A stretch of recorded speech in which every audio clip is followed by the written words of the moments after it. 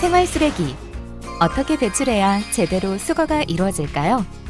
생활 쓰레기는 주로 일반 쓰레기, 음식물류 폐기물, 재활용 가능 폐기물, 대형 폐기물로 분류가 되는데요. 일반 쓰레기와 재활용 폐기물을 헷갈려 분리배출이 제대로 이루어지지 않는 경우가 많습니다. 깨끗한 연천군 만들기를 위한 탄소 제로화와 자원의 재활용을 장려하려면 어떻게 분리배출하여야 할까요? 지금부터 알려드리겠습니다.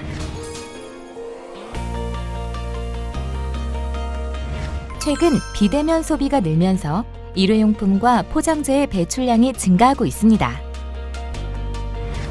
연천군에서 배출된 모든 재활용 쓰레기는 수거, 선별, 처리, 3단계를 거쳐서 재활용이 되는데요.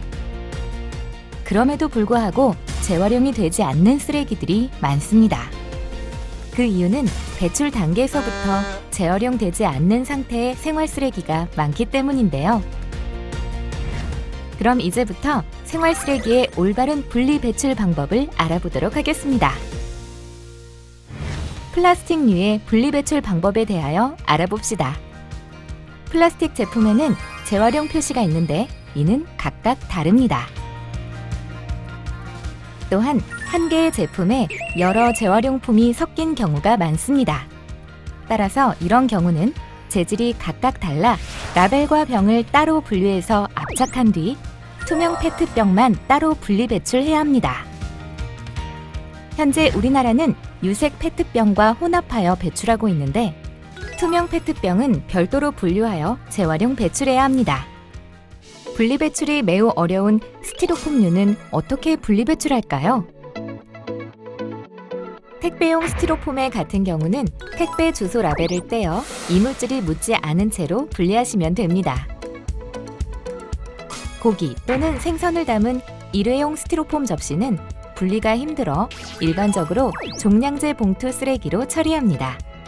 이때 용기 안의 내용물과 이물질은 확실히 제거해야 합니다.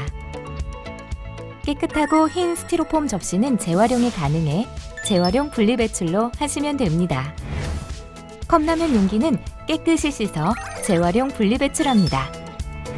스티로폼 과일 포장재와 건축용 내외장재로 쓰이는 스티로폼은 대부분 일반 쓰레기로 분류해 종량제 봉투에 넣어 배출하시면 됩니다. 아이스팩은 봉지에 재활용 가능이라고 적혀있는 경우가 대부분이라 안의 내용물을 변기 또는 하수구에 버리고서 비닐만 재활용 배출하는 경우가 있는데 이런 경우 하수도관이 막히거나 방류될 경우 생태계에 위험할 수 있기 때문에 재활용을 하지 않고 전량 종량제 봉투를 통하여 일반 쓰레기 배출해야 합니다.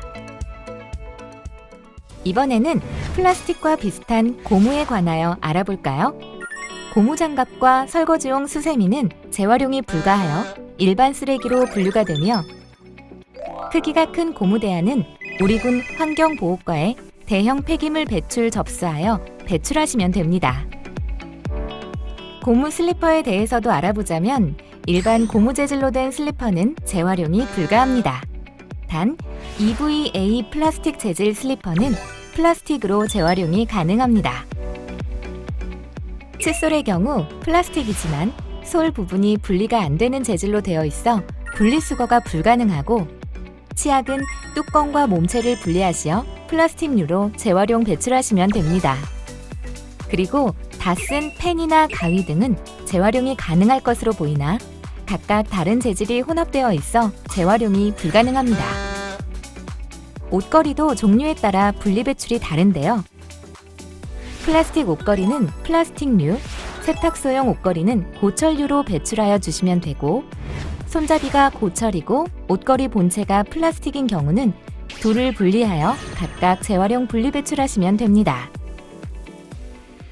택배 박스는 송장 번호나 주소가 적힌 라벨과 테이프를 모두 떼어내고 종이 재질만 남겨 펼쳐서 배출해야 하며 신문이나 노트는 스프링이나 별도 이물질을 제거하여 배출하고 치킨 기름종이 등 이물질이 묻어있는 경우는 일반 쓰레기로 분리하여 배출합니다. 올바른 생활 쓰레기 분리 배출로 탄소의 제로화와 자원의 재활용에 앞장서 주세요. 올바른 생활 쓰레기 분리 배출에 동참해 주세요.